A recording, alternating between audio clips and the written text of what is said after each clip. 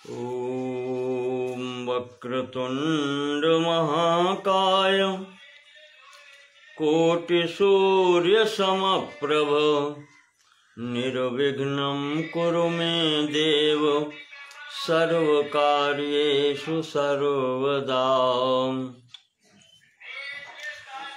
ॐ कृष्णाय पूर्णपुरुषाय परात्पराय यज्ञेश्वराय परकारणकारणाय राधावराय परिपूर्णतमाय साक्षात् गोलोकधामधिषणाय नमः परस्मै। त्वां ब्रह्म केचिदवयन्ति परे च कालं केचित् प्रशान्तमपरे भुवि कर्मरूपं पूर्वे च योगमपरे किल कर्तृभावम् अन्योक्तिभिर्न विदितं शरणं गतास्मः। ॐ कृष्णाय वासुदेवाय हरये परमात्मने प्रणतक्लेशनाशाय गोविन्दाय नमो नमः। नमो ब्रह्मण्यदेवाय गोब्राह्मणहिताय च जगद्धिताय कृष्णाय गोविन्दाय नमो नमः।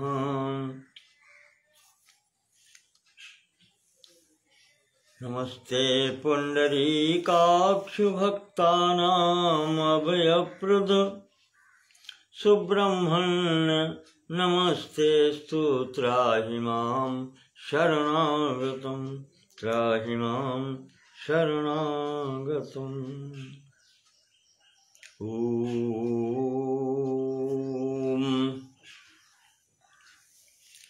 नारायणं नमस्कृत्य नरं चैव नरोत्तमं देवीं सरस्वतीं व्यासं ततो जयमुदीरयेत्।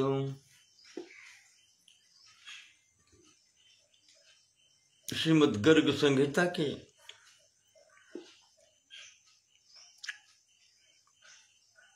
7 खंड पूर्ण हो चुके हैं। आज 8वां खंड प्रारंभ करते हैं। श्री बलभद्र खंड। इसके अंतर्गत विशेषकर बलराम जी से संबंधित लीलाएं हैं, पर भगवान कृष्ण जी तो सर्वत्र हैं, वो भी सम्मिलित हैं लीला कथाओं में।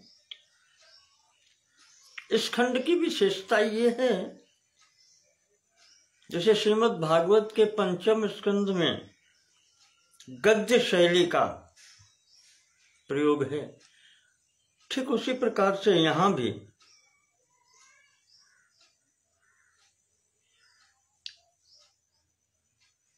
गद्य शैली से ही प्रारंभ किया गया है। ये खंड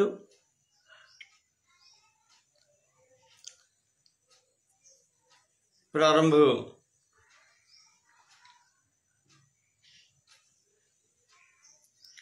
पूर्ववत जैसे होता आया है उसी प्रकार से हुआ है। मिथिलापति राजा बहुलाश्व नारद जी से प्रश्न करते हैं, और जैसा कि आपको सर्वप्रथम भी बतलाया था, ये संपूर्ण कथा गर्ग जी ने नैमिष क्षेत्र में 88,000 ऋषियों के प्रतिनिधि सौनक जी के समक्ष सुनाई थी। वो कथा चल रही है, उसी के अंतर्गत गर्ग जी बता रहे हैं कि राजा बहुलाश्व देवर्षि नारद से पूछते हैं कि श्रुतम तव मुखाद ब्रह्मन् मंगलम परमाद्भुतम सुधा खंडात् परम इष्टम खंडम विश्वजितम परम। आपके मुखारबिंद से हे ब्राह्मण नारद जी, मैंने जो ये विश्वजित खंड सुना है, सुधा खंडात् परम इष्टम, अमृत से भी अधिक मीठा है। ये प्रसंग मैंने आपके मुख से सुना। आपने बताया भगवान कृष्ण के 16,108 स्त्रियां हुई, सबके 10-10 पुत्र हुए, फिर उनके पुत्र और पौत्र करोड़ों हो गए। भगवान के कुल के व्यक्तियों की गणना करना ही कठिन है।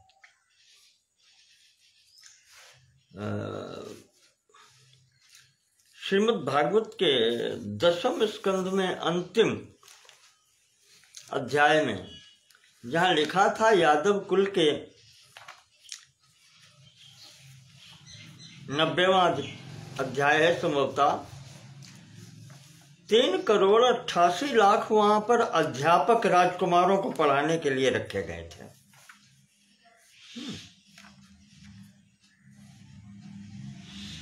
ऐसा आया है।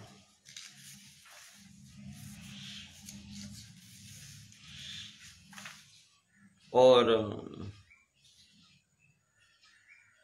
3,00,00,000 अष्टाशीतिशतानि च, 3,88,00,000।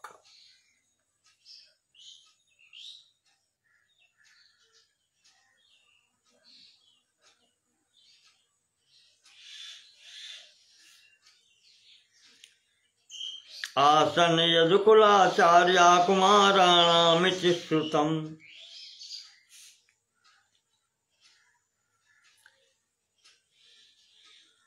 यत्र अयुतानाम अयुत लक्षेणास्ते स आहुका संख्यानम यादवानाम कहा करिष्यति महात्मनाम।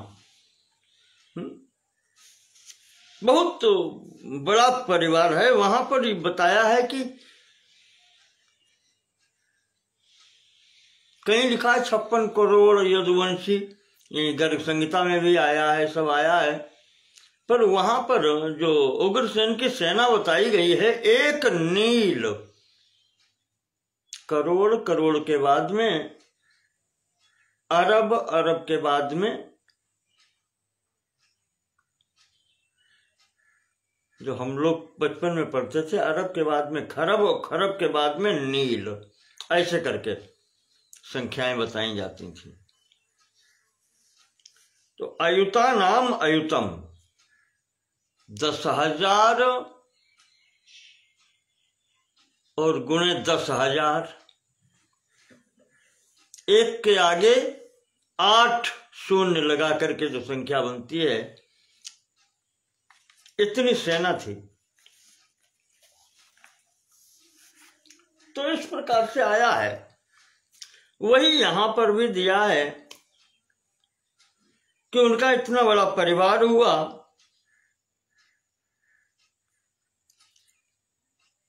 तो बहुलासु जी पूछते हैं कि इनके पुत्रों पौत्रों की कथानक आते हैं, पर ऐसा बलराम जी के संबंध में क्यों नहीं है? रेवत्याम बलदेवस्य रामस्यापि महात्मनः पुत्रोदयः कथम नासीद एतन्मे ब्रूहि तत्वतः। ये सब चर्चा बलराम जी की संतानों के संबंध में क्यों नहीं होती? और लिखा है पुत्रोदयः कथम न आसीत, क्या उनके यहां पुत्र हुआ ही नहीं? तो नारद जी कहते हैं अब यहां से गद्य प्रारंभ होती है, गद्य शैली। बाढ़म उक्तम, राजन तुम ठीक कहते हो। भगवतः संकर्षणस्य अच्युताग्रजस्य बलभद्रस्य रामस्य कामपालस्य। कितने विशेषण लगाए हैं। भगवान संकर्षण के, अच्युत के, अग्रज के अर्थात भगवान श्री कृष्ण के बड़े भाई के, बलभद्र के, राम के, कामपाल के। कामपाल कहते हैं कामना पूर्ति करने वाला। इनकी कथाम सर्वथा तवाग्रे कथयिष्यामि। उनसे संबंधित कथा राजन तुम्हारे समक्ष अवश्य कहूंगा। अथ कदाचित प्राड विपाको नाम मुनीन्द्र दुर्योधन गुरु। एक बार की घटना है।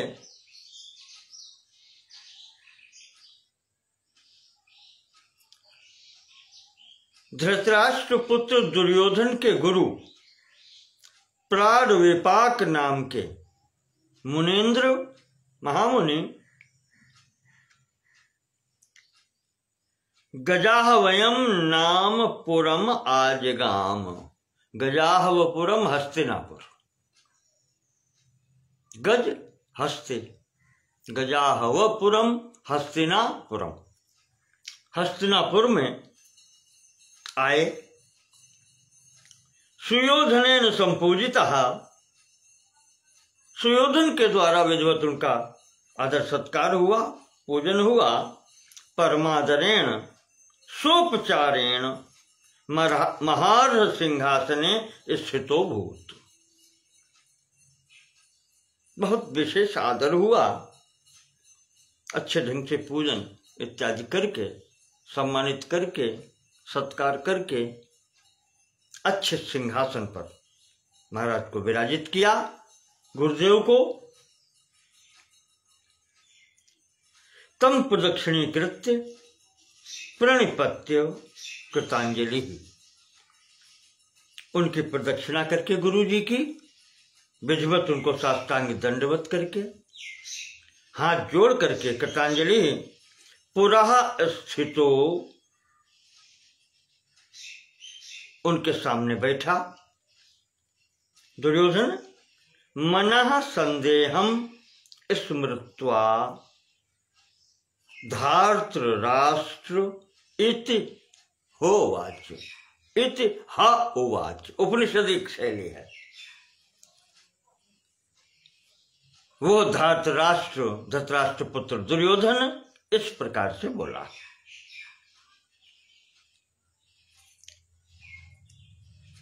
क्या कहा उसने? संकर्षणः साक्षात् बलभद्रः किम कारणात् कस्मात् लोकात् केन प्रार्थितो भूलोकान् आजगाम। गुरुदेव भगवान संकर्षण साक्षात शेष जी, बलराम जी, किम कारणात् कस्मात् लोकात्,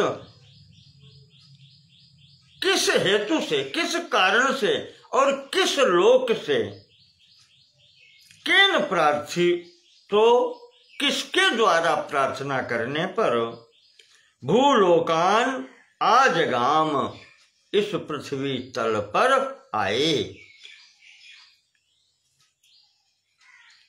ये नेदम पुरम तिर्यक भूतम अभवत। येन इदम पुरम तिर्यक भूतम अभवत। जिनके द्वारा मेरी ये पुरी, ये हस्तिनापुर तिरछी कर दी गई, गंगा जी की ओर झुका दी गई। तस्य मम गुरु, उन मेरे गुरु गदा शिक्षा करस्य, जिन्होंने मुझको गदा शिक्षा दी, गदा युद्ध की शिक्षा दी है, आहो तत्प्रभावम, उनका प्रभाव नितराम बदतात, उनका प्रभाव, उनका पराक्रम, उनका चरित्र आप मुझे सुनाएं।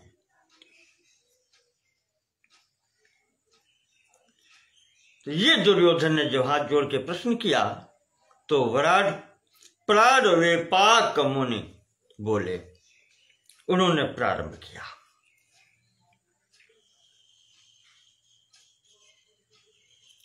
युवराज कुरुद वह, हे युवराज, कुरुकुल के वंश में उत्पन्न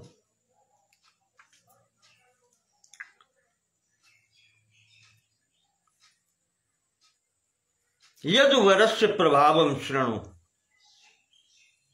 इन यदुश्रेष्ठ यादव कुल में उत्पन्न हुए भगवान बलराम का प्रभाव सुनो। यद श्रवणे पाप हानि परम भूयात, जिसके श्रवण मात्र से संपूर्ण पाप नष्ट हो जाते हैं। अस्मिन् द्वापरान्ते नृप व्याज दैत्यानीक कोटवी भूरि भाराक्रांतार भूर गौर भूत्वा स्वयं भुवम शरणम जगाम। इसी द्वापर युग में प्रादुर्भाव मुनिवर कह रहे हैं, किससे? दुर्योधन से।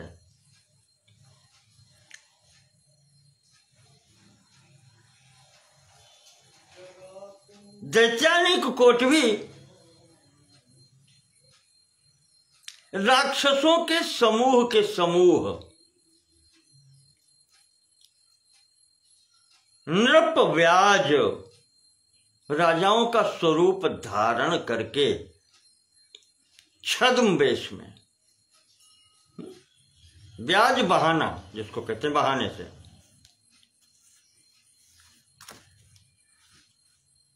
करना कुछ है बहाना कुछ और होता है, तो वो छद्म होता है, झूठ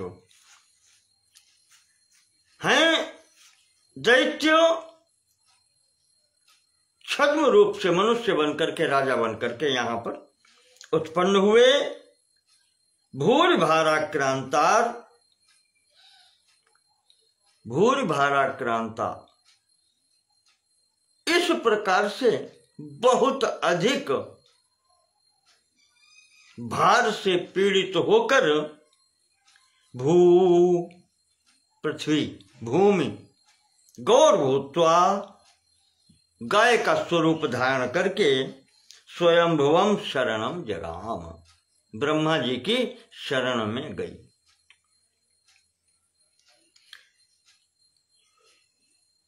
तदुपरिचारी सुरश्रेष्ठ स सर्व सुरगण समरदो वैकुंठम नाथम पुरस्कृत्य।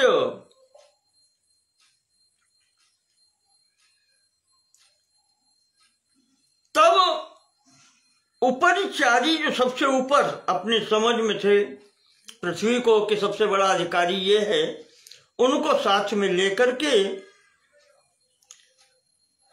सुरश्रेष्ठा स सर्व सुरगण, ब्रह्मा जी और समस्त देवताओं को साथ में लेकर के, समरडो, भगवान शिव जी को साथ लेकर के, वैकुंठ नाथम पुरस्कृत्य, भगवान विष्णु को भी साथ में लेकर के और उनको आगे करके, श्री वामन वाम पादांगुष्ठ नख निर्भिन्न, भगवान वामन का जब अवतार हुआ था तो बलि से 3 कदम पृथ्वी मांगी थी, तो बाएं पैर के अंगूठे से ब्रह्मलोक के ऊपर जो अंड कटाहा है वो फूट गया था। वाम पादांगुष्ठ नख निर्भिन्न ऊर्ध्वांड कटाह विवर मार्गेण, वो जो विवर बन गया था, फूट गया था अंडकटाह, उस मार्ग से ये सब लोग निकलते हैं अंडकटाह से बाहर। विवर मार्गेण बहिर्निर्गत्य कोटिशोंड निचयम ब्रह्मद्रवे संप्रेक्षण। जब निकलते हैं तो ब्रह्मद्रवा स्वरूपा जो नदी बिरजा वहां बह रही है, उसमें ऐसे जिस ब्रह्मांड से आप निकल के गए हैं, ऐसे सैकड़ों असंख्य ब्रह्मांड लुढ़कते हुए देखे हैं। तान दृष्ट्वा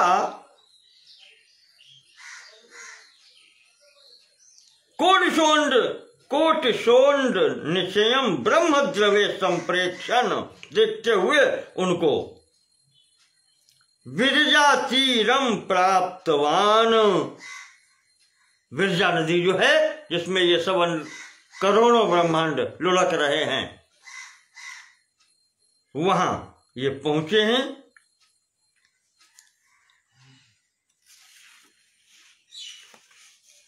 अथाग्रे संख्य कोटि मार्तंड ज्योतिषाम मंडल अवेक्ष्य धाता नत्वा तत्र अनंत सहस्र वंदनम संकर्षणम गुण लक्षण लक्षितम देवई सह ददर्श। बिरजा नदी के किनारे पहुंच करके उसके आगे असंख्य करोड़ों, अथ अग्रे असंख्य कोटि मार्तंड ज्योतिषाम, करोड़ों सूर्यों के समान तेजमंडल जो था, उसे देख करके ब्रह्मा जी ने प्रणाम किया। धाता नत्वा तत्र अनंत सहस्र वंदनम,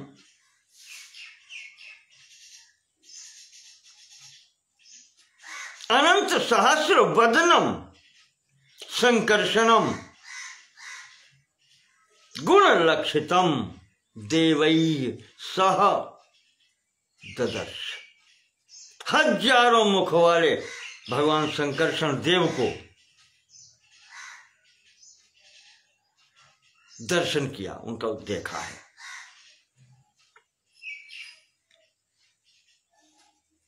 तद भोग कुंडली भूतोत्संगे,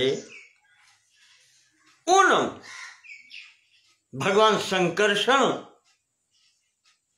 शेष जी जो हैं, भोग कुंडली, भोग नाग, सर्प आकृति को भोग भी कहते हैं। नाग, भोग, सर्प, ये सब पर्याय हैं। तो भोग कुंडली मध्य वो शेष जी जो कुंडली मार के बैठे हैं वहां पर, तस्य उत्संगे, उनकी गोद में वृंदारण्य, कालिंदी, गोवर्धनाद्रि, कुंज निकुंज, लता तरुपुंज, गोपाल, गोपी, गोकुल, संकुलम, सब कुछ है उसी गोद में। भगवान शेष जी की गोद में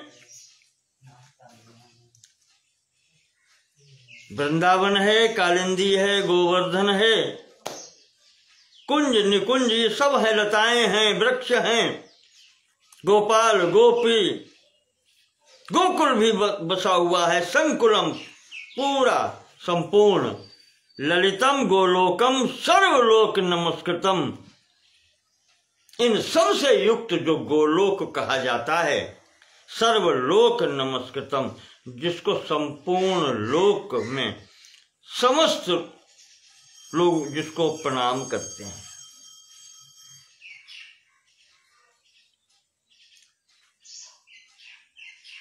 समेत्य तत्र निकुंज निज कुंजे निजाज्ञानी त्वांतः प्राप्य, निजाज्ञाम नीत्वा अंतः प्राप्य।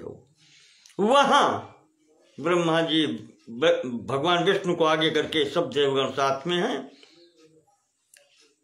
आज्ञा लेकर के अंतर प्रवेश पाते हैं। निज आज्ञाम नीत्वा अंतः प्राप्त, भगवान की आज्ञा प्राप्त करके तब वो अंदर प्रवेश पाते हैं और वहां साक्षात परिपूर्ण तमम स्वयं श्री कृष्ण चंद्रम, परिपूर्णतम ब्रह्म भगवान श्री कृष्ण स्वयं असंख्य ब्रह्मांड पतिम, जो असंख्य करोड़ों अगणित ब्रह्मांडों के स्वामी हैं, श्यामल छविम, श्यामल नीलवर्ण है जिनका, पीतांबर वनमालाम बंशीधरम, पीतांबर धारण किए हुए, वनमाला धारण किए हैं, हाथ में बंशी है, कुणत कनक नूपुर किंकिणी,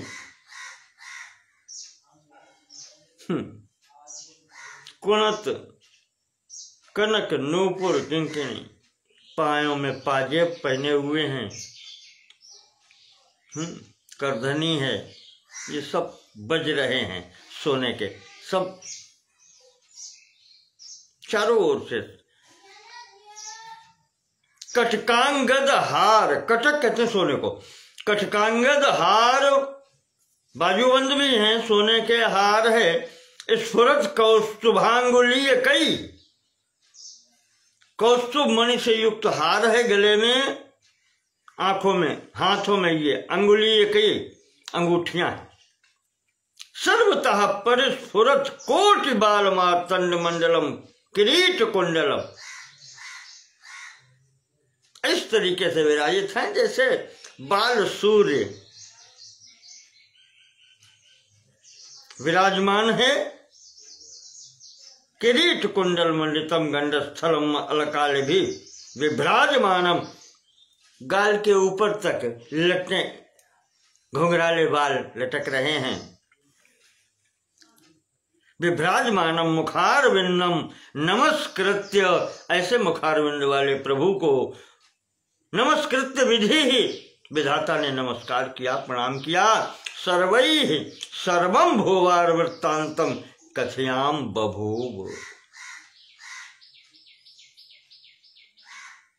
संपूर्ण पृथ्वी का समाचार उनके समक्ष निवेदन किया, बतलाया उनको।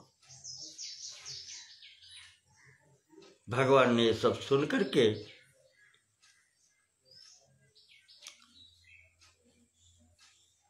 भूभार उतारने के लिए समस्त देवताओं को आज्ञा दी और साथ में ही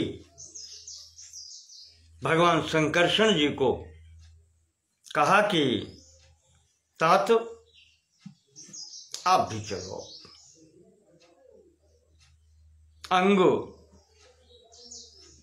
पुरा त्वम अपि वसुदेवस्य देवक्याम भूत्वा रोहिणी उदराद आविर्भव। हे तात, भैया पहले आप चलो, वसुदेव के द्वारा देवकी के गर्भ में रह करके पश्चात रोहिणी के गर्भ से उत्पन्न होना।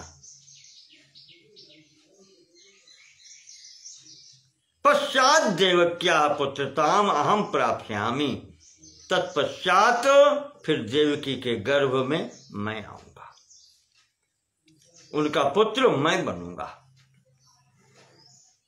प्राण विपाक महामुनि कथा सुना रहे हैं दुर्योधन को, कहते हैं कि ये है भगवान की आज्ञा हुई तो बलदेव जी चलने लगे। विचार किया उन्होंने चलने का, तो उसी समय उनका एक सारथी था जिसका नाम है सुगति। सुगति नाम के सारथी ने उनका रथ सजाया कि प्रभु चलना चाहते हैं तो हम रथ लेकर के चलेंगे। भगवान के दोनों शस्त्र, हल और मुसल, वो भी आ गए। प्रभु हम भी चलेंगे।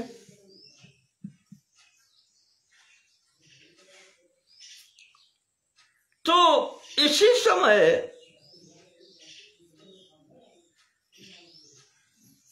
कहते हैं कि भगवान शेष जी की जो अन्य मूर्तियां जो थीं, जैसे एक तो ये मूर्ति है यहां पर गोलोक धाम में, जिनकी गोद में भगवान विराजमान रहते हैं ब्रजमंडल सहित गोलोक धाम। ऐसे ही जहां जहां प्रभु जिस रूप से रहते हैं, बलभद्र जी उसी स्वरूप से वहां विराजित होते हैं। जैसे वैकुंठ में भगवान विष्णु स्वरूप में रहते हैं, तो शेष स्वरूप में बलभद्र जी रहते हैं। ऐसे ही ये जितने लोगों की मूर्तियां थीं बलभद्र जी की, वैकुंठ में, श्वेत द्वीप में, पाताल में, वो समस्त मूर्तियां आकर के बलभद्र जी में समाहित हो गई।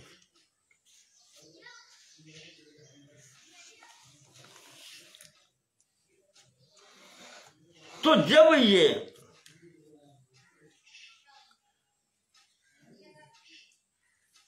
सब मूर्तियां बलभद्र जी में समाहित हो गईं, तो वहां पर बहुत से लोग आए, ऋषि मुनि भी आ गए देखने के लिए।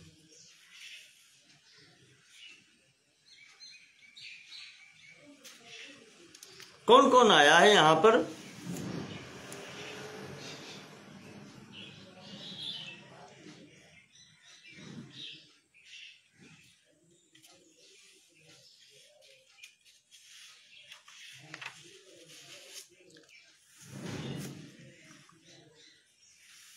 यहां पर जो आए हैं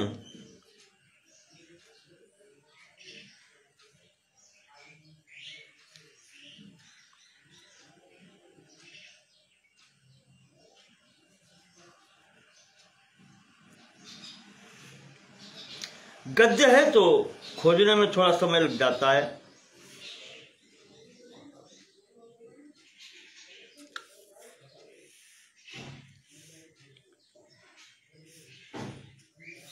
वेद व्यास पराशर सनक सनंदन सनातन सनत कुमार नारद संख्यायन पुलस्त्य बृहस्पति मैत्रेय आदि महर्षि भी, ये सब महर्षिगण संशोभितो वासुकी महाशंख श्वेत धनंजय धृतराष्ट्र कुहक काली, ये समस्त नागलोक जितने भी नाग हैं मुख्य मुख्य, ये भी यहां पर आए हैं। वासुकी महाशंख श्वेत धनंजय धृतराष्ट्र कुहक काली तक्षक कंबल अश्वतर देवदत्त, ये ऐसे अनेक नाग, ये सब आए हैं, भगवान की सेवा कर रहे हैं।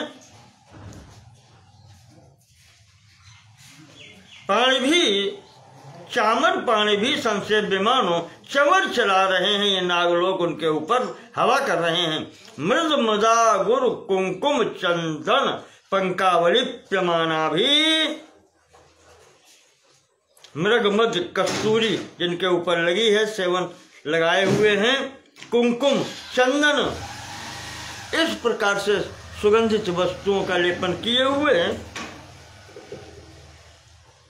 सहस्त्र नाग कन्या भी, नाग कन्याएं सेवा में हैं। सिद्ध चारण गंधर्व विद्याधर गणय रूपगीय मानो, ये सब यहाँ पर भगवान के यश का गायन कर रहे हैं। हाटकेश्वर त्रिपुर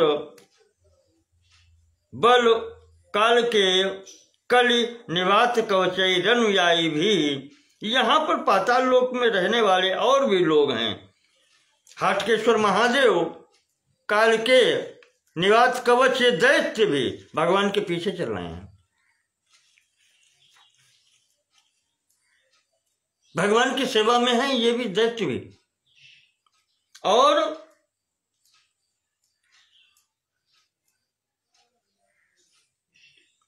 सब अनुयायी भी पुरा सरई, ये सब आगे चल रहे हैं। और पुरा सरई रुद्रई कादशब व्यूहई, एकादश रुद्र भी भगवान के आगे चल रहे हैं। और ये सब अनुयायी हैं, दैत्यादि जितने भी यहाँ पर हैं।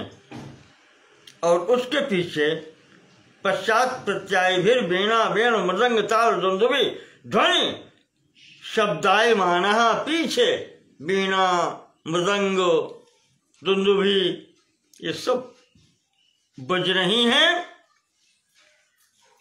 बजाते हुए विद्याधर इत्यादि ये सब यहाँ पर। फणीन्द्रो नागेंद्र इव तूर्ण गतिर विराजते, ये सब इनके साथ में हैं। विराजते यस्यैक फणे चेदम क्षिति मंडलम, किनके पीछे हैं? जिनके हजारों फनों के मध्य एक फन के ऊपर ये संपूर्ण भूमि ब्रह्मांड सरसों के दाने के बराबर स्थित है। सिद्धार्थ इव लक्ष्यते सोप्यागत्य महानंत विग्रहे संलीनो भूत, ये महाराज शेष जी हैं। इस स्वरूप का जो ये सब बताया गया है ये सब लेकर के आए और बलभद्र जी के विग्रह में समाहित हो गए। सब लोग, शेष जी भी आकर के समाहित हो गए।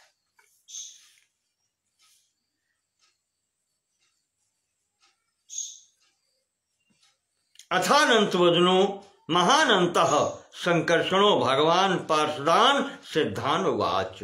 अब इसके बाद में वो भगवान अनंत अनंत वदन हैं, जो संकर्षण जिनको कहा जाता है, वो अपने पार्षदों से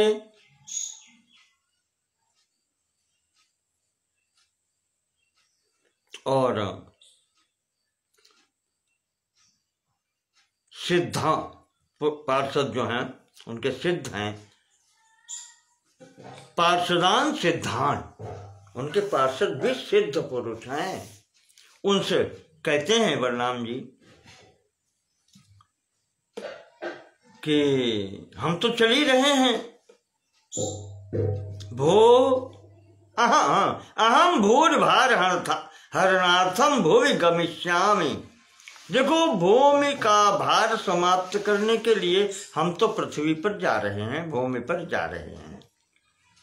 तस्माद यूयम यादवेषु भविष्यथ, इसलिए तुम लोग भी सब लोग मेरे साथ में चलो और उस यादव कुल में ही जन्म लो चल करके।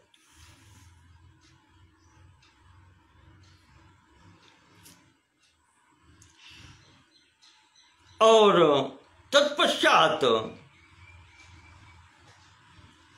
सारथी से कहा है कि सुगति तुम साथ न चलो, जब हम तुम्हारा स्मरण करें उस समय तुम रथ लेकर के आ जाना। और यही अपने अस्त्र शस्त्रों से कहा है, हल और मूसल जो हैं, कि जब भी कोई स्थिति पड़ेगी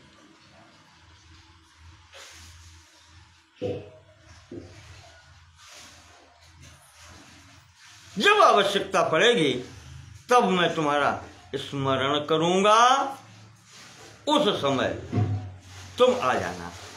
हे हल मुसले यदा यदा युवयोः स्मरणम करिष्यामि।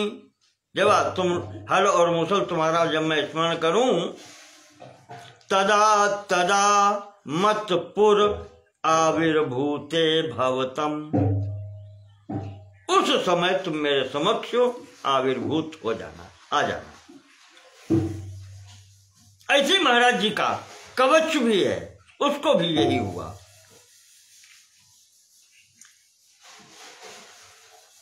ब्रह्म कवच है इनका। कहा जब मैं स्मरण करूं तब तुम आना। और अन्य जो भक्त हैं यहां पर ऋषि मुनि, इन सबसे कहा कि अब तो मैं चल ही रहा हूं, तो अब जब मिलना हो तो वहीं गोकुल में आना, वहीं मिलेंगे।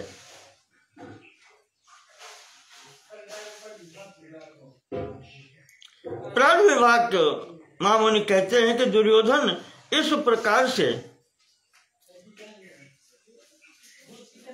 भगवान ने इन सबको आज्ञा दी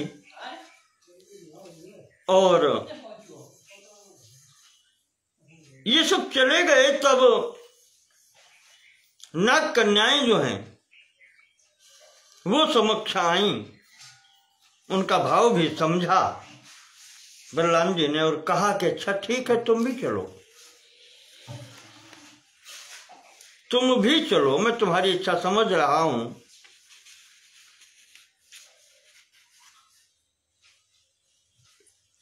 अब युष्माकम अभिप्रायो मया ज्ञातः,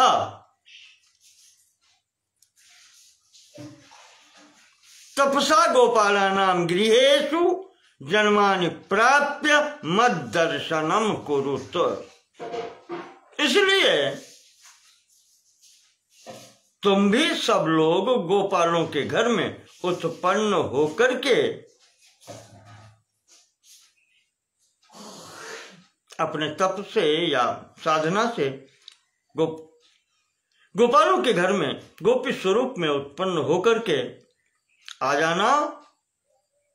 जन्मानि प्राप्य मद दर्शनम कुरु, तो वहां आकर ही अब मेरे दर्शन करना।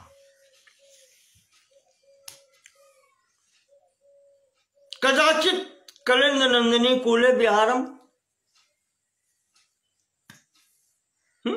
युष्माभि स रासमंडलम करिष्यामि।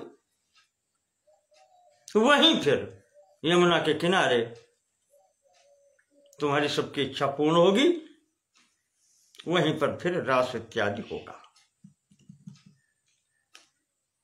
इसके बाद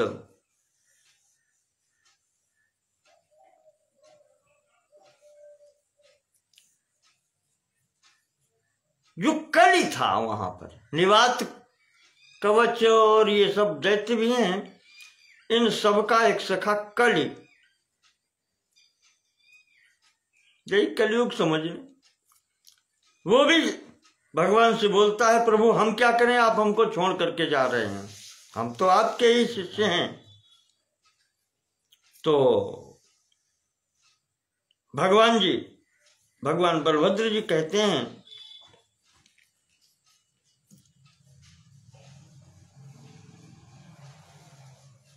एवं संप्रार्थितो भगवान अनंतः कलिम राजानम स्वभक्तम प्रसन्नः प्रत्युवाच। अपने भक्त इस कलि के द्वारा प्रार्थना किए जाने पर बलभद्र जी प्रसन्न हो गए और कहने लगे, उत्तर दिया उन्होंने, सुखेन त्वम मत सहैव आगच्छ। ठीक है, तुम भी सुखपूर्वक मेरे साथ चलो। कहाँ? भरत खंडे, भारतवर्ष में कौरवेंद्र नाम कुले, कौरवों के वंश में, कुल में, कौरव कुल में धृतराष्ट्रस्य पुत्रो भूत्वा। धृतराष्ट्र जो हैं उनके पुत्र बनो। दुर्योधनो नाम चक्रवर्ती भविष्यसि। धृतराष्ट्र के पुत्र दुर्योधन नाम से उत्पन्न होगे, चक्रवर्ती होगे। तुच्छ सहायम अहम करिष्यामि, कुछ सहायता तुम्हारी हम भी करेंगे, क्या करेंगे? गदा शिक्षाम दास्यामि, गदा युद्ध की शिक्षा हम तुम्हें वहां देंगे, तुम्हारे गुरु बनेंगे। इत्युक्तः कलिः तम नमस्कृत्य सुधाम गतवान। इस प्रकार से कलि भगवान को नमस्कार करके प्रणाम करके बलभद्र जी को अपने धाम को गया। महामुनि प्राण विपाक जी कह रहे हैं वही भगवान बलभद्र के शिष्य कलि दुर्योधन तुम्हारे रूप में धृतराष्ट्र का पुत्र बन करके आया है, वो कलि तुम ही हो।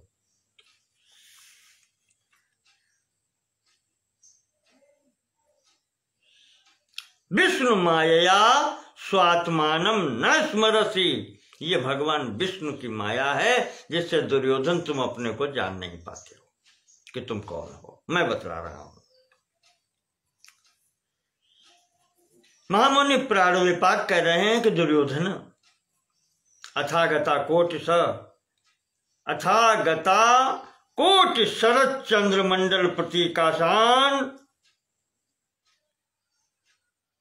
नागलक्ष्मीर महारथस्था सखी कोटि मंडल मंडिता संकर्षणम महानंतम भर्तारम सभायाम प्राह।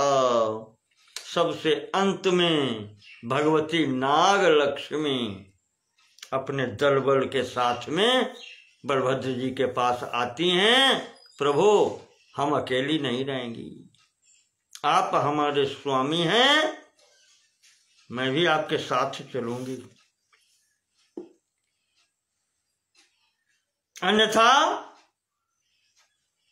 अहमपि त्वया सहैव भगवन भुवम आगमिष्यामि। पृथ्वी पर आप जा रहे हैं, भूमि पर चल रहे हैं, तो मैं भी चलूंगी।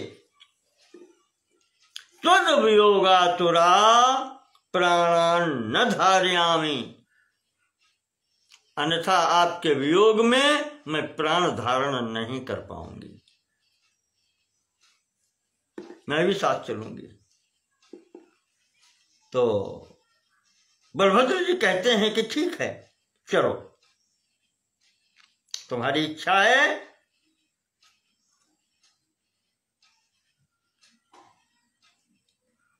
शोक मत करो और चलो। वहां चल करके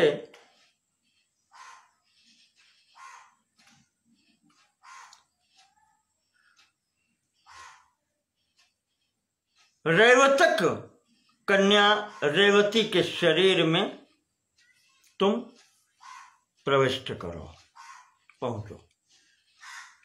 तो लक्ष्मी जी पूछती है, नागलक्ष्मी जो है भगवान की बलभद्र जी की प्रिया, कि रेवती हैं कौन? तो भगवान ने कहा, बलभद्र जी ने, कि पहले जो सर्वप्रथम सृष्टि हुई थी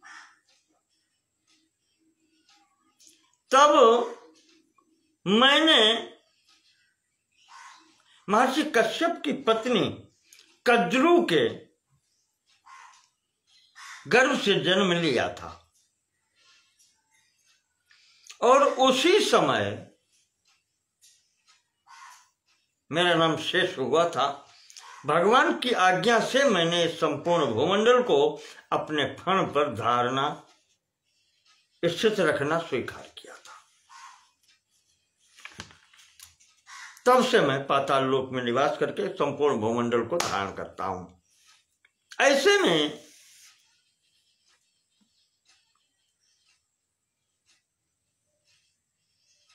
वर्तमान कल्प जो इस समय चल रहा है, वर्तमान कल्प कौन है? इस समय जो ब्रह्मा जी चल रहे हैं उनका नाम है शतानंद जी। द्वितीय परार्ध है, दूसरा परार्ध 50 वर्ष पूरे हो चुके हैं, 51वें वर्ष का प्रथम दिन चल रहा है। जिसमें से 6 मनु का समय जा चुका है। नहीं, क्योंकि ब्रह्मा जी के एक दिन में 14 मनु होते हैं, उनमें से 6 मनु का समय जा चुका है, 7वां मनु मनवंतर चल रहा है। तो पिछले मनवंतर की कथा बता रहे हैं। बलभद्र जी नागलक्ष्मी जी से कह रहे हैं कि देवी चाक्षुष मनवंतर में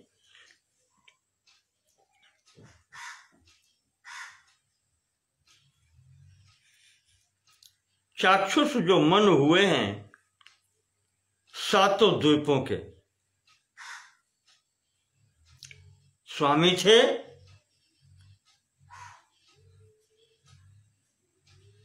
और इनके सुद्युम्न आदि पुत्र थे। देखिए, सुद्युम्न वहां भी हैं और वैवस्वत मनवंतर में भी सुद्युम्न हैं। एक नाम के कई लोग हो सकते हैं। श्रीमद् भागवत में जो अष्टम स्कंद में विवरण दिया है 6ठे मनु का, उनका नाम चाक्षुष है। पुरुष सुद्युम्न आदि ये पुत्र हैं उस समय। तो इसी समय पर समुद्र मंथन हुआ है। चाक्षुष मनवंतर में ही समुद्र मंथन हुआ। भगवान के कई अवतार हुए हैं यहां पर। कूर्म अवतार हुआ, मोहिनी अवतार हुआ, और भी इस प्रकार से। तो 6ठे मनवंतर में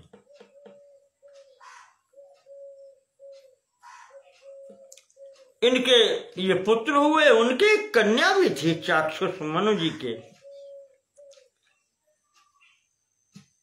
एक कन्या थी जिसका नाम था ज्योतिष्मती।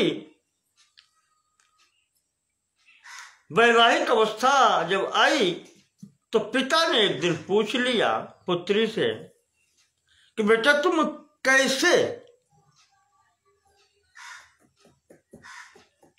वर से विवाह करोगी। देखो, ये पहले भी था, ये सनातन धर्म है। यहां आग्रह नहीं होता, सबका सम्मान है। बेटी से पिता पूछ रहा है कि तुम कैसे वर से विवाह करोगी। तो वो पुत्री कहती है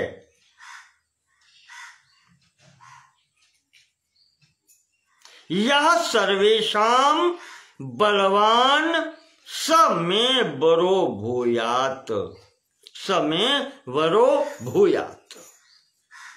पुत्री कहती है कि जो सबसे अधिक बलवान हो वो मेरा स्वामी हो। अब राजा वर खोजने के लिए निकलता है।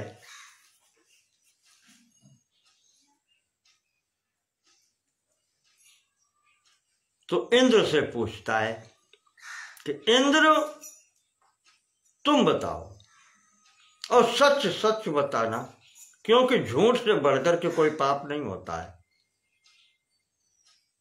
क्या कोई तुमसे भी अधिक बलवान है?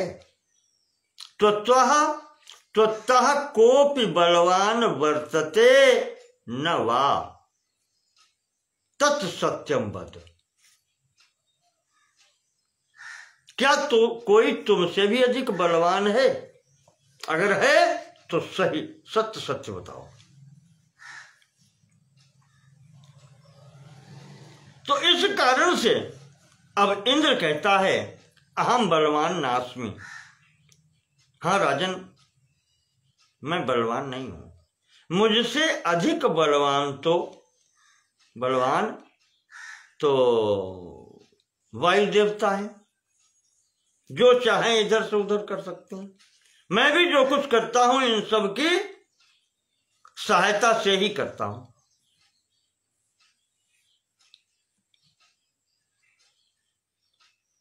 तो अब चाक्षुष मनु वायु देवता से वही बात पूछते हैं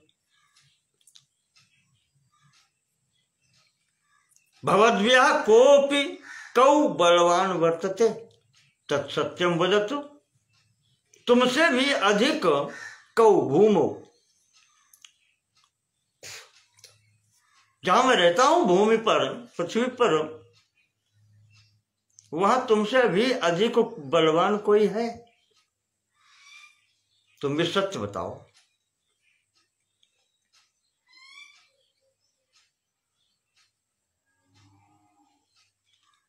तो वो वायु कहता है कि मैं सबको उड़ा सकता हूं, पर्वत वैसे ही बने रहते हैं, वो हमसे अधिक बलवान हैं।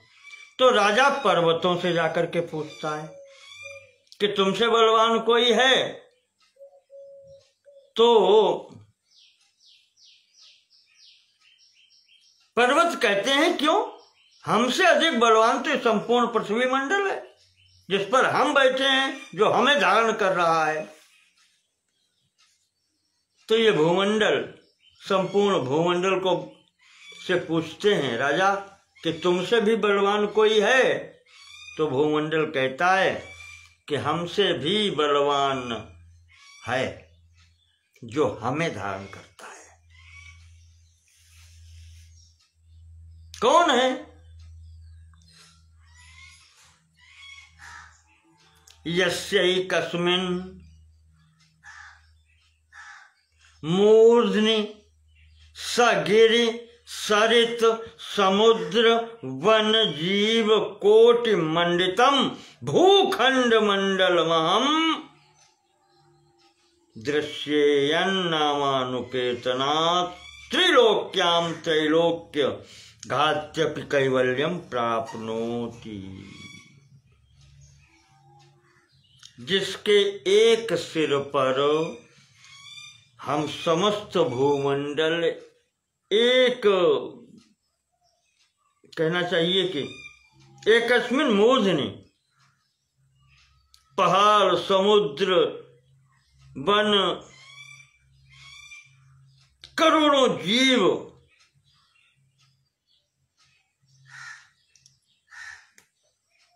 सहित ये भूमंडल जिसके एक फन पर सरसों के दाने के समान विद्यमान है, अनंत गुणों के समुद्र हैं, आदि देव हैं, सहस्र मुख हैं, करोड़ों सूर्यों के समान दीप्ति है, चमक है, जिनकी करोड़ों कामदेव के गर्व को हरण करने वाले हैं, जिनका समस्त सुर असुर विद्याधर गंधर्व ऋषि मुनि नाग सब ध्यान करते हैं। ऐसे प्रभाव वाले सबसे बलवान हैं, जो कारणों के भी कारण हैं।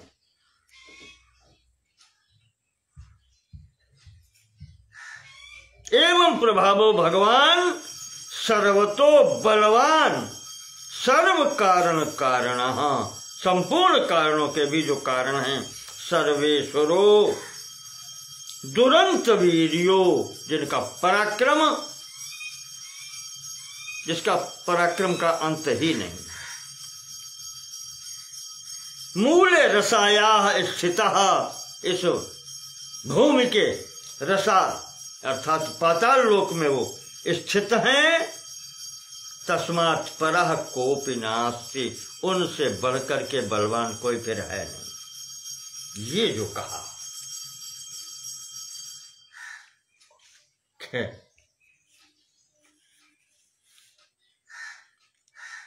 भगवान अनंत स्वयं अपना परिचय दे रहे हैं बलभद्र जी नागलक्ष्मी को। क्या बताने के लिए कि रेवती कौन है, कहां तुम जाओगी, उसका परिचय देने के लिए। चाक्षुष मनवंतर, ये रेवती प्रथम में चाक्षुष मनु की पुत्री ज्योतिष्मती थी, उसके लिए ये सब बतलाया। तो जब ये उसे मालूम हुआ, राजा ने, चाक्षुष ने, मनु ने जाकर के अपने पुत्री को बताया कि बेटी सबसे बलवान तो वही है। तो ठीक है, उसने कहा जब वो हैं तो उसने कहा कि मैं तपस्या करके उन भगवान को ही प्राप्त करूंगी।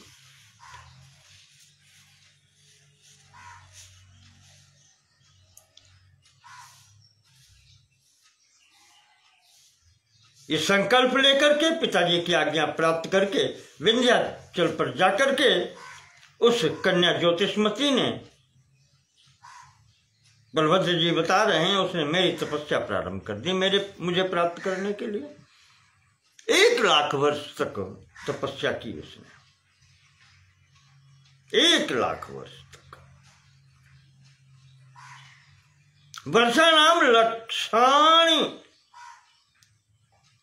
ब्रह्म तपस्ते पे, उसने 1 लाख वर्ष तक तपस्या की। ऐसी तपस्या देख करके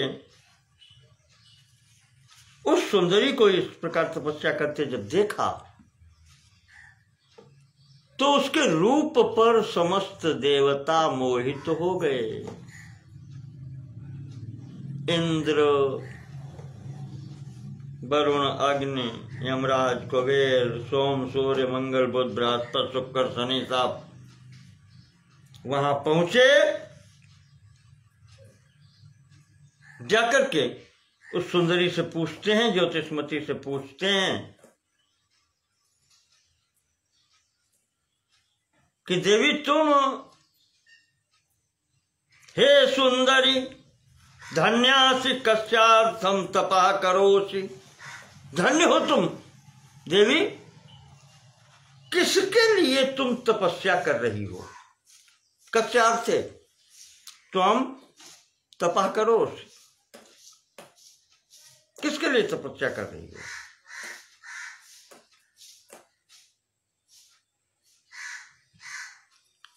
तब वयः तपोयोग्यम नास्ति, देखो तुम्हारी अवस्था तपस्या की योग्य तो नहीं है। मनोभिप्रायम स्वकम अस्माकम वद, तुम्हारे मन में क्या है, जो अभिप्राय हो वो हमारे समक्ष कहो।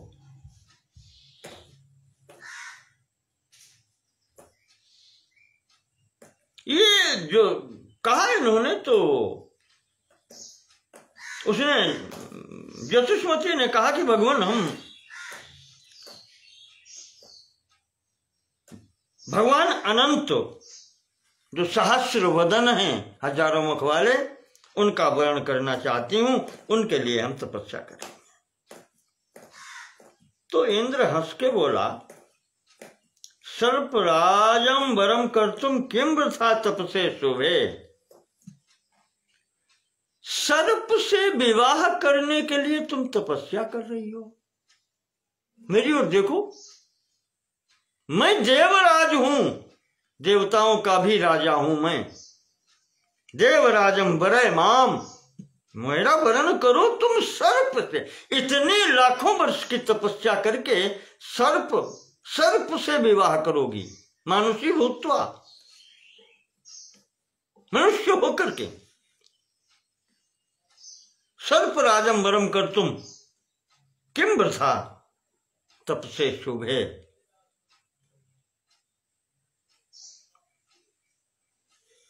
मुझे देखो, मैं इंद्र हूं, मैंने सैकड़ों यज्ञ करके ये पद पाया है, देवताओं का भी मैं राजा हूं।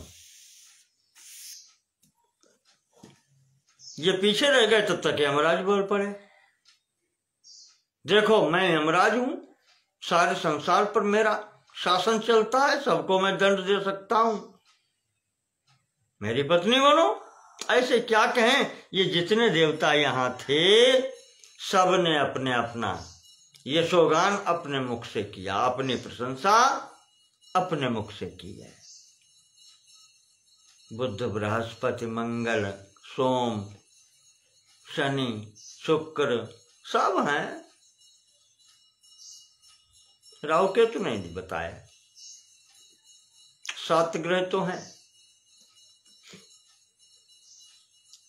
तो इस प्रकार से यहां पर इन सब ने जब इस प्रकार से कहा तो वो कन्या, उसको क्रोध आ गया। ज्योतिष्मती जो मनुपुत्री है उसके नेत्र लाल हो गए।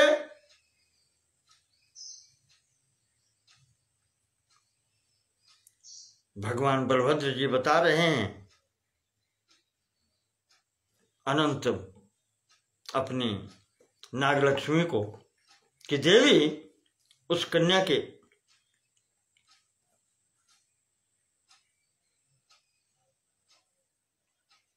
ओंठ फलकने लगे क्रोध में। मेरा स्मरण किया उसने और मेरा क्रोध से मेरा स्मरण करके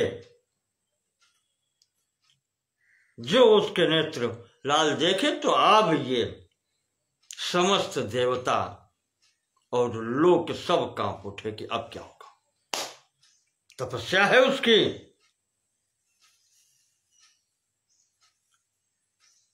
भय भीत होकर के ये समस्त देवता जो अभी उससे कह रहे थे मेरे से विवाह कर लो, सब उसके हाथ जोड़ के चरणों पर पड़े हैं। देवी हमें क्षमा करो, हमसे अपराध हो गया। वो कहती है अब कह रहे हो अपराध हो गया, अभी क्या था, दंड सबको मिलेगा।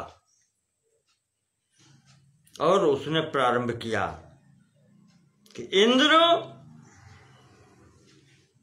सबको, उसने छोड़ा किसी को नहीं, जो समक्ष आया जिसने बात कही है उसने सबको दंड दिया है।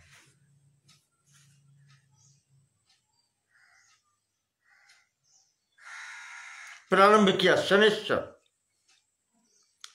से कहती है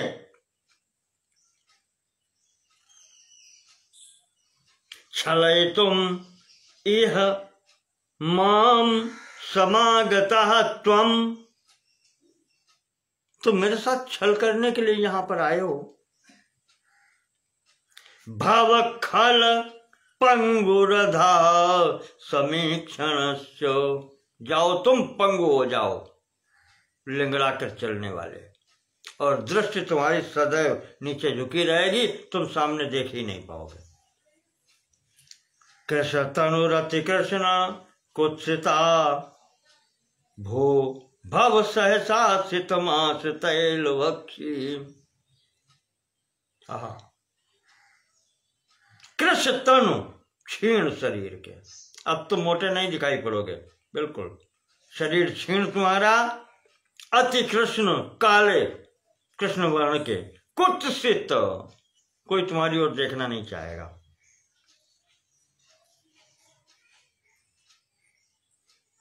और काला तिल, मांस उड़द और तैल भक्षी। तैल शब्द वास्तव में तिल से संबंधित है। कहे साधारण रूप से सब जो होता है, जैसे सरसों का भी तेल कहा जाता है, और जितने भी ये हैं तैलीय पदार्थ, उनका सबका जो निकलता है वो तैल ही कहा जाता है। पर विशेष तौर से तिल से तैल बनता है, तो कहा वही तुम खाओ। शनि को हो गया। शुक्राचार्य के लिए कहा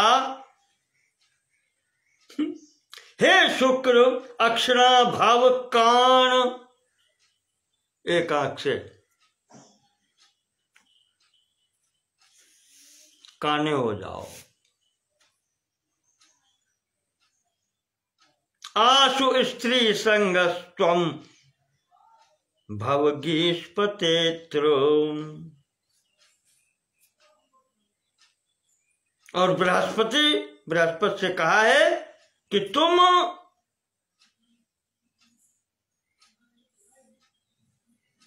कहना चाहिए स्त्री संज्ञक हो जाओ, तुम्हारी गिनती पुरुषों में नहीं होगी।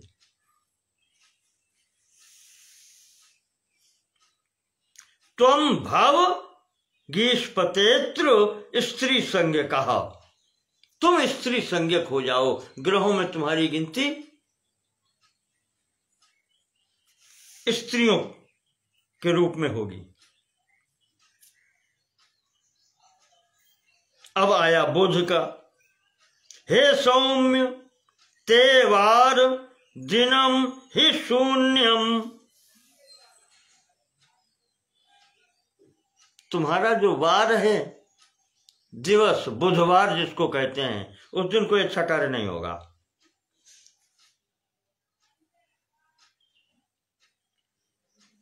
कोई उस दिन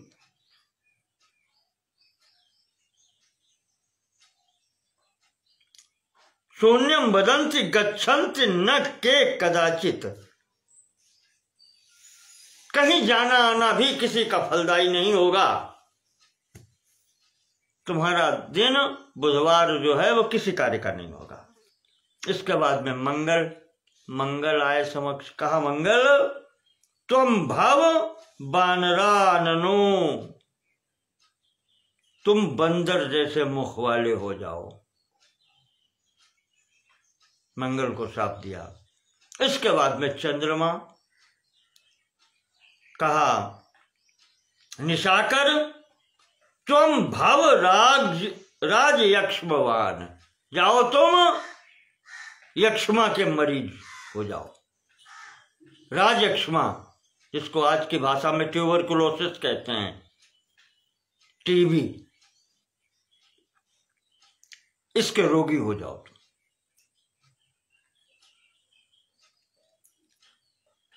चंद्रमा हो गया। और उसके पश्चात सूर्य भगवान के लिए कहते हैं, त्वं भग्न दंतो भव भो दिवाकर, हे दिवाकर तुम भग्न दंतो भव, तुम्हारे दांत टूट जाए। वैसे पूषा नाम के जो आदित्य कहे जाते हैं, आदित्य माता के पुत्र ये सब हैं। पूषा भगवान सूर्य को भी कहा जाता है। दक्ष की यज्ञ में भगवान वीरभद्र जी ने इनके दांत तोड़े थे। तो त्वं भग्न दंतो भव भो दिवाकर, हे सूर्य तुम्हारे दांत टूटेंगे। पाषण रुचिस्ते भवता जलंधरी, और पाशी वरुण देवता तुम जलंधरी हो जाओ। जलंधरी जिसका पेट जल से बड़ा होता है, जलंधर रोग युक्त कह दे आप, इस प्रकार से तुम हो जाओ, पेट तुम्हारा बड़ा हो जाए। अग्नि देवता को कहते हैं त्वं सर्वभक्षो भव, तुम सर्वभक्षी हो जाओ।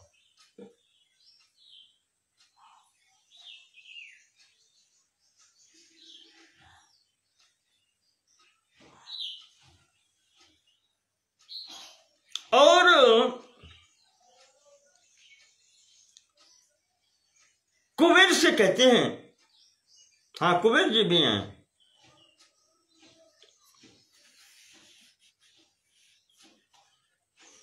तुम सर्वभक्षो भव तादुसर बुध मनुष्य धर्मन हृत पुष्पको भव।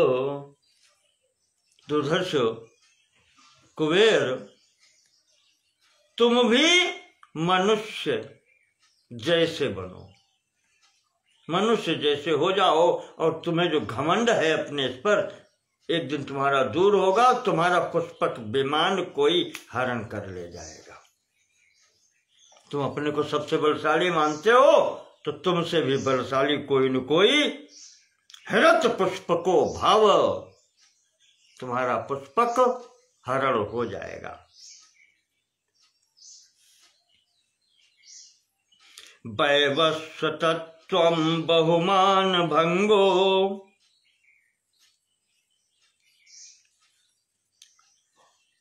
भवासु युद्धे प्रबलेन रक्षसाम्। वैवस्वत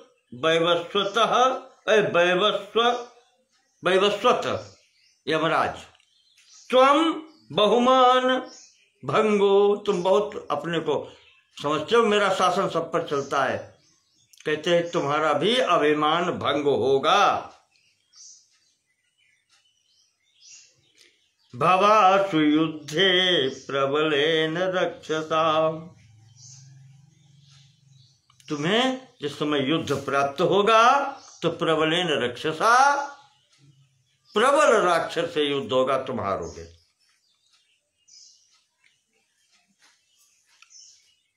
माम हर्तुमागत्य सुराधमस्थितः करोषि निंदाम परमात्मनो गिराम। और इंद्र से अंतिम में आता है कि इंद्र तुम मेरा हरण करने के लिए आए थे, भगवान की मेरे समक्ष बुराई करने आए थे, हैं? माम हर तुम आगत्य, मेरा हरण करने के लिए तुम यहां आकर के सुराधम स्थितः करोषि निंदाम परमात्मना गिरा। अपनी वाणी से उस परम तत्व परमात्मा की तुम निंदा करने मेरे समक्ष आए, तो जाओ। तव प्रियाम कोपि नृपो हरिष्यति। इंद्र तुम कहते हो हम देवताओं के भी राजा हैं, इंद्र तुम्हारी पत्नी को कोई राजा हरण करेगा। नृपो अर्थात पृथ्वी पर का राजा, तुम अपने को स्वर्ग का राजा कहते हो। कोपि नृपो हरिष्यति करिष्यति स्वर्ग सुखम गते त्वयि। और तुम भगाए जाओगे स्वर्ग से, तब वही राजा करे, राज्य करेगा तुम्हारे राज्य पर। इंद्र तुम्हारी बुद्धि दूषित हो गई, तो तुमको स्वर्ग से भागना पड़ेगा और तुम्हारी पत्नी का कोई हरण करेगा, तुम्हारे राज्य पर भी कोई अन्य राज्य करेगा राजा। अपाशेन बद्धम युद्ध निर्जितम त्वाम। और इंद्र इतना ही नहीं, तुम युद्ध में हारोगे, तुम शत्रु के द्वारा बांधे जाओगे। बलाद गृहीत्वा खलु कोपि राक्षसा, किसी राक्षस के हाथों ये तुम्हारी दुर्दशा होगी।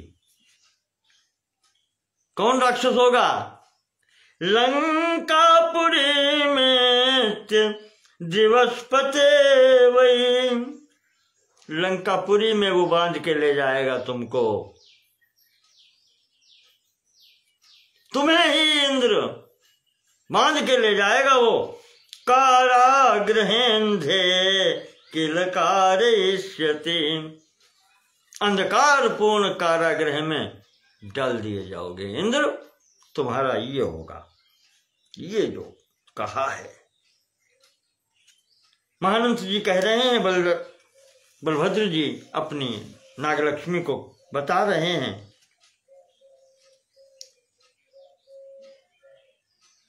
ऐसे शाप हो गया, ज्योतिषमती ने दे दिया। उसके पश्चात ब्रह्मा जी समक्ष आए, कहते हैं बेटी तुम्हारा तपस्या तुम्हारी सफल हुई, तुम वरदान मांगो। तो वो ज्योतिषमती कन्या कहती है कि प्रभु अगर मेरी तपस्या सिद्ध हुई है तो मुझे भगवान संकर्षण पति रूप में प्राप्त हो। तो ब्रह्मा जी कहने लगे कि बेटा है तो दुर्लभ, परमात्मा को मांगा है तुमने, वो तो मुझसे भी बड़े हैं, मैं वो वस्तु दे सकता हूं जो मेरे अधिकार की है, पर मैं सहायता करूंगा। मनोरथ पूर्ण होगा। बेटा वैवस्वत मनवंतर प्रारंभ हो गया है, चाक्षुष मनवंतर समाप्त हो गया है, तुम्हारे पिता का शासनकाल समाप्त हो चुका है। अब वो कहते हैं कि आज ही वैवस्वत मनवंतर का प्रारंभ हुआ है। महाराज श्राद्ध देव मनु हुए हैं, तो अब 27 चतुर्युगी बीतने के बाद में 28वें द्वापर में तुम्हारी इच्छा पूर्ण होगी। ब्रह्मा जी ये कह रहे हैं, तब तुम्हें वर की प्राप्ति होगी। तो ज्योतिषमती कहती है कि प्रभु 27 चतुर्युगी तब तक मेरी क्या स्थिति होगी? मैं तो वृद्ध हो जाऊंगी और तब जन्म होगा मेरे पति का 28वें द्वापर में। ये क्या दे रहे हैं आप मुझे? मैं अभी वर चाहती हूं और आप इतना समय अगर नहीं देंगे फिर मैं आपको भी शाप दूंगी। फिर आप मुझे कहने टालने का प्रयत्न कर रहे हैं ब्रह्मा जी। अब जो ब्रह्मा जी ने सुना, तच्छ्रुत्वा ज्योतिष्मति ब्रह्माणम आह देव देव भगवन महाकालो वर्तते में मनोरथा शीघ्रम भूयात। इतना लंबा समय मैं नहीं दे सकती। ज्योतिष्मती कहती है प्रभु शीघ्रम भूयात, जल्दी मेरा मनोरथ पूर्ण करो, नहीं तो फिर मैं शाप दूंगी। तो ब्रह्मा जी ने तुरंत चिंतन किया और कहा कि पुत्री तो तू इतना कर ले फिर।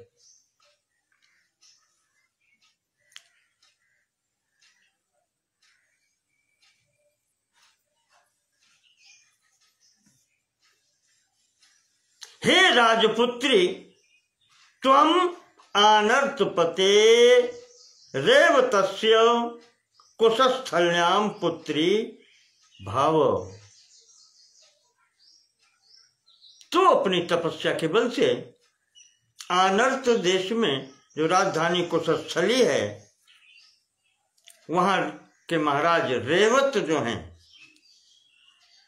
उनकी पुत्री बनो और अगले जन्म में तस्मिन जन्मनि नव चतुर्युग विकल्पित कालः केनचित् कारणेन क्षणवद भविष्यति। वहां तुम पुत्री रूप में उत्पन्न हो और फिर ये 27 चतुर्युगी का त्रिनव चतुर्युग 27 चतुर्युगी का समय क्षण के समान व्यतीत हो जाएगा। चिंता मत करो। इति तस्यै वरम दत्त्वा ब्रह्मा तत्रैव अंतर्धीयत। ये उसको वरदान दे करके ज्योतिष्मती को ब्रह्मा वहीं पर अंतर्धान हो गए। वही ज्योतिष्मती राजा रेवत के यहाँ रेवती के रूप में उत्पन्न हुई और जब उस अपनी पुत्री को लेकर के यहाँ पर भी राजा ने पूछा है कि तुम किससे विवाह करोगी, तो वो यहाँ भी वही कहती है कि पिताजी मेरा जन्म कोटि लग रहे हमारी, हाँ संकल्प मेरा वही है जो सर्व समर्थ सबसे बलशालियों में भी श्रेष्ठ होगा, विवाह मैं उसी से करूंगी।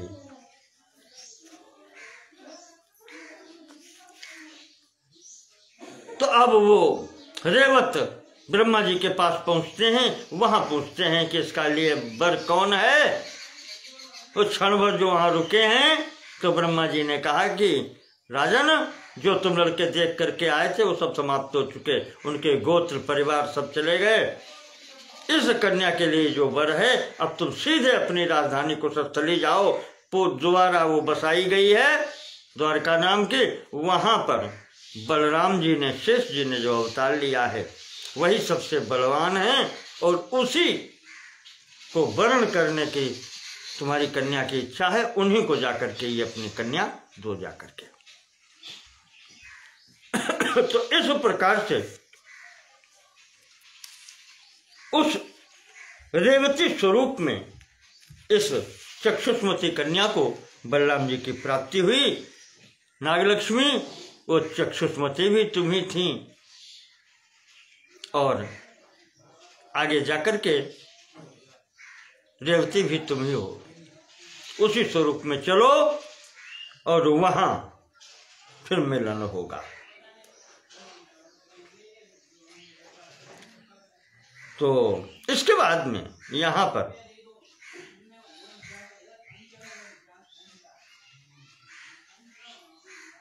महात्मा महामुनि प्रादुर्विपाक कह रहे हैं कि दुर्योधन, ये हमने तुमको अवतार ग्रहण करने का कारण, यहाँ आने का और उनकी लक्ष्मी, उनके शक्ति का रेवती स्वरूप में आने का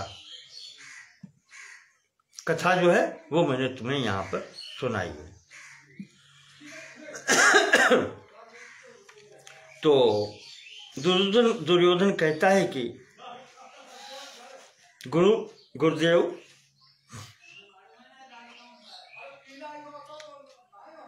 मैं धन्य हूं और पहले भी मैं भगवान शंकरसन का अनुयायी रहा, भक्त हूं। ये आपने मुझे बताया, मुझे तो याद नहीं रहा। तो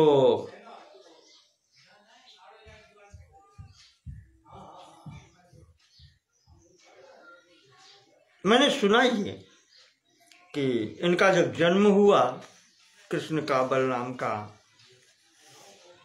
तो ये ब्रज चले गए। जन्म मथुरा में हुआ, ब्रज को गए और वहीं रहे।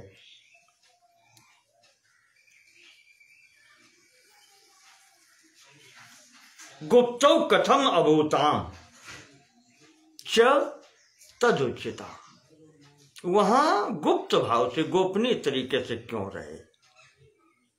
भयभीत होकर जैसे नहीं रहता है कोई व्यक्ति छिप करके, ये महाराज बताएं।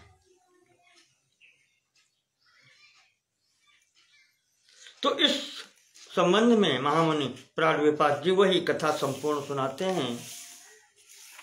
एक बार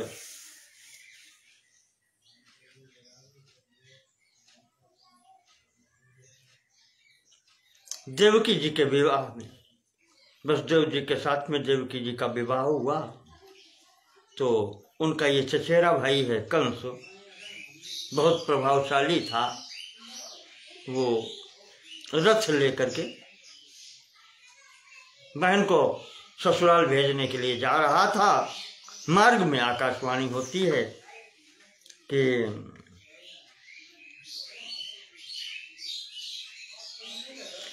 देव कदैव देववाणी कंसम आहरे याम वहासे, हे कंस, जिसको तुम लिए जा रहे हो रथ से, अस्याश्चाष्टमो गर्भो, इसका ही 8वां गर्भ, हे त्वाम, हे अष्टमो गर्भो ही त्वाम हनिष्यति, इसका 8वां गर्भ, इसका 8वीं संतान वो तुम्हें मारेगी। इति श्रुत्वा, ये जैसे ही उसने सुना, स महासुरः कालनेमि सुतः, ये महान दैत्य कालनेमि का पुत्र स्वरूप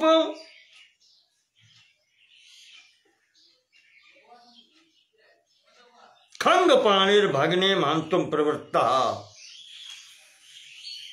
ये कंस हाथ में तलवार लेकर के अपनी बहन को मारने के लिए तैयार हो गया। वसुदेव जी ने समझाया, तदैव वसुदेवः तं बोधयित्वा प्राह, नाम मामारे प्राहेणाम, बोधित्वा प्राहेणाम, इससे कहा कंस से, मां मारे अस्याह पुत्रान समर्पयिष्ये, इसको मत मारो। हाथ जोड़कर वसुदेव जी ने कहा, मां मारे, मां मारे, न मारो इसको। अस्या पुत्रान समर्पयिष्ये, इसके जितने भी पुत्र होंगे मैं तुम्हें सौंप दूंगा। यतस्ते भयम जातम, जिससे तुम्हें भय है वो सब सौंप दूंगा तुम्हें। तद्वाक्य सारवित कंसहा तौ कारागारे कारयित्वा निश्चिंतोप्यभवत्। वसुदेव जी की बात पर विश्वास करके फिर भी इसने कारागार में दोनों को डाल दिया, वसुदेव और देवकी। यहां पर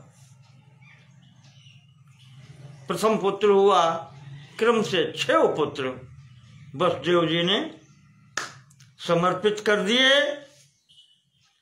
जो नारद जी की प्रेरणा से कंस ने मार डाले। 7वें गर्भ में भगवान के प्रेरणा से भगवान संकर्षण आए। संकर्षण को भगवती योग माया ने यहां से ले जाकर के देवकी गर्भ से रोहिणी के गर्भ में नंद भवन ब्रज में गोकुल में स्थापित कर दिया, रोहिणी के गर्भ में।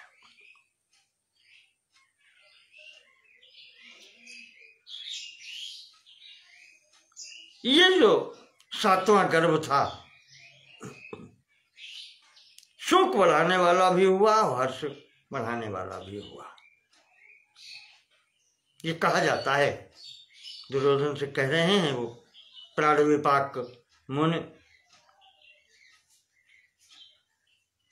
हर्ष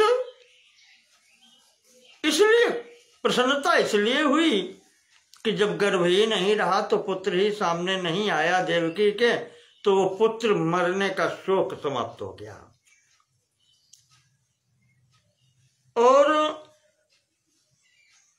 शोक इसलिए रहा कि इधर देखने वाले कहते हैं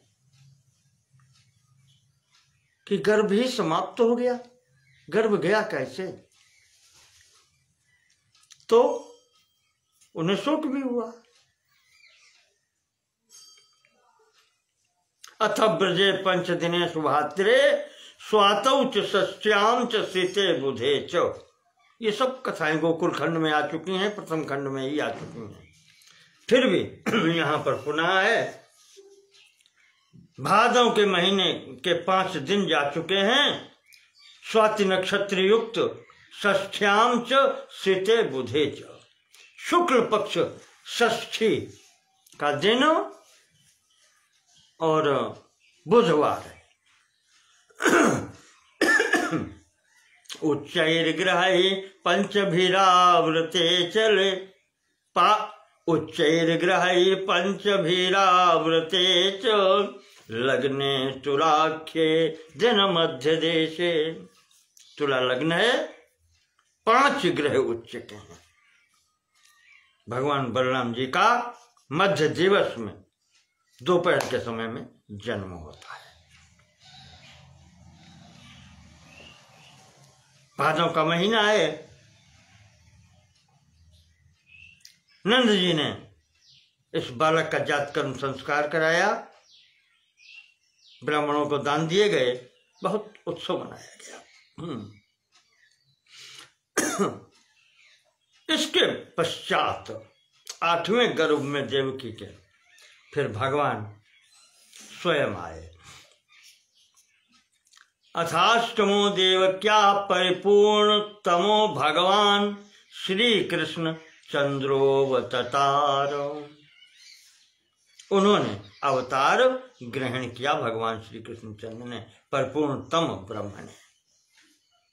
तदैव तदाज्ञया, उसी समय अर्धरात्रि के समय ये जन्म हुआ, उसी समय उनकी आज्ञा से निशीथे तम प्रेंखे निधाय, उसी अर्धरात्रि के समय प्रेंखे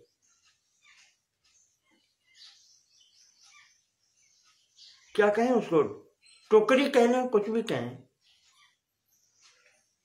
प्रेंख वैसे कहलाता है वो पालना,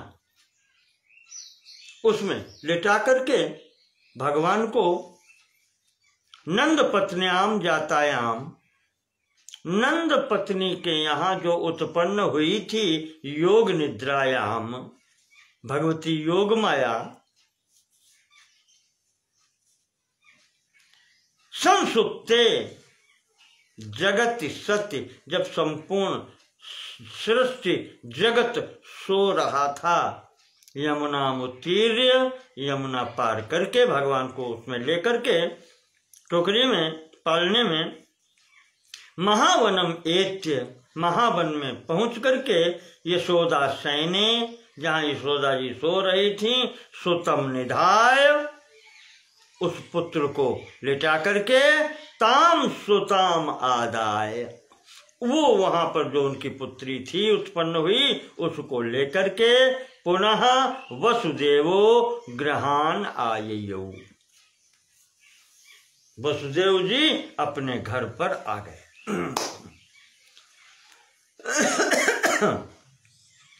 कारागार में ये कन्या जब पहुंचती है तो रोती है, इसकी आवाज सुन करके यहाँ पर द्वारपाल कंस को सूचना देते हैं, दौड़ करके आता है, इस कन्या को छीन करके वो शिला पर पटकना चाहता है, कन्या हाथ से छूट करके ऊपर चली जाती है। आकाश में खड़ी होकर के वो सिद्ध चारण गंधर्वों से स्तुति की जाती हुई वो देवी कंस से कहती है, हे खल तब पूर्व शत्रु यत्र क्व वा जातो, तुम्हारा पूर्व शत्रु वो सदैव से तुम्हारा शत्रु रहा है, यत्र क्व वा जातो, यहीं कहीं वो उत्पन्न हो चुका है। वृथा देव की वसुदेव दीनो दुनोसी, इन वसुदेव और देवकी को व्यर्थ में तो कष्ट देख रहा है, दोनों से कष्ट दे रहा है, व्यर्थ में इनको कष्ट दे रहा है। इति उक्त्वा सा विंध्याचलम जगाम, ऐसा कहकर के वो भगवती विंध्याचल को चली गई। आज वही विंध्याचल के विंध्यवासिनी देवी के नाम से पूजित हो रही हैं वहां पर।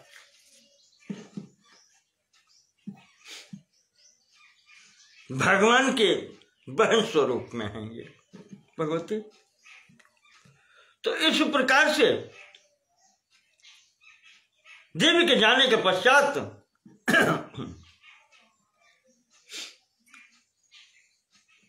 उसने कंस ने वसुदेव देवकी को छोड़ दिया, इधर सभा में अपने सहायक दैत्यों को बुला करके मंत्रणा करता है और आदेश देता है।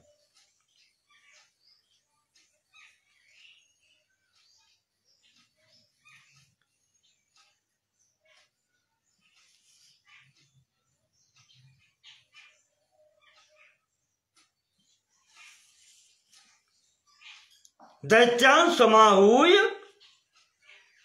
निदर्शनान बालान हंतुम आज्ञाम चकार।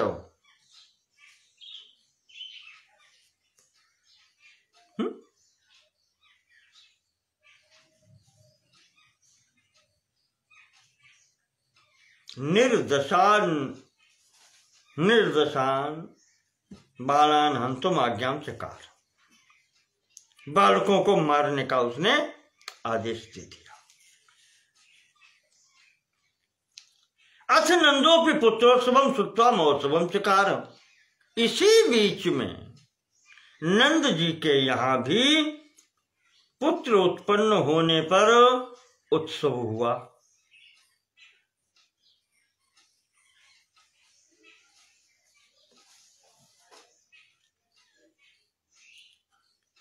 तो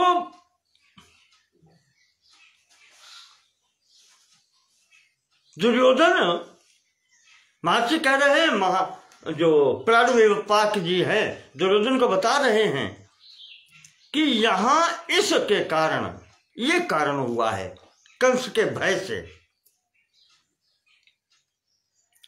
एवं कंस भय मिशेण, कंस के भय के बहाना ये बना यहां पर एक लीला। कंस के भय के कारण ब्रजम प्राप्त रामकृष्ण स्वमायया भयम प्राप्त रामकृष्ण स्वमाया, अपनी ही माया से अपने को ही भयभीत दिखलाते हुए ये दोनों बलराम जी और कृष्ण लक्षितो ब्रजवासिनाम कृपाम कर्तुम जात,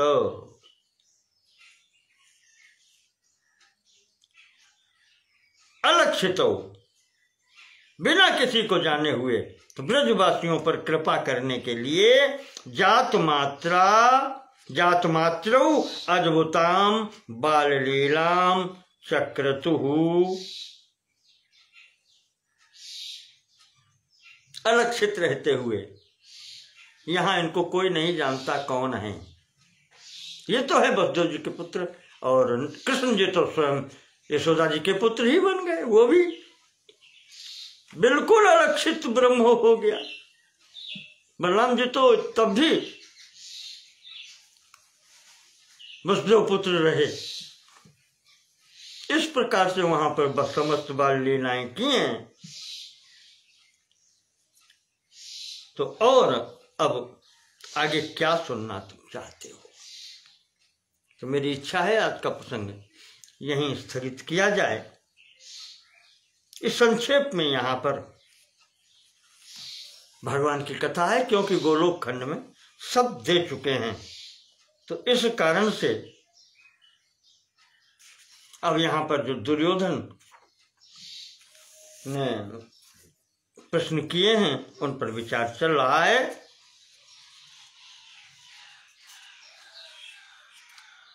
तो आज का प्रसंग यहीं स्थगित करते हैं। आगे की कथा दुर्योधन के पूछने पर महर्षि प्रादुर्भाव जो सुना रहे हैं भगवान के चरित्र बलराम जी और श्री कृष्ण के, वो आपको अगले अंक में सुनाएंगे।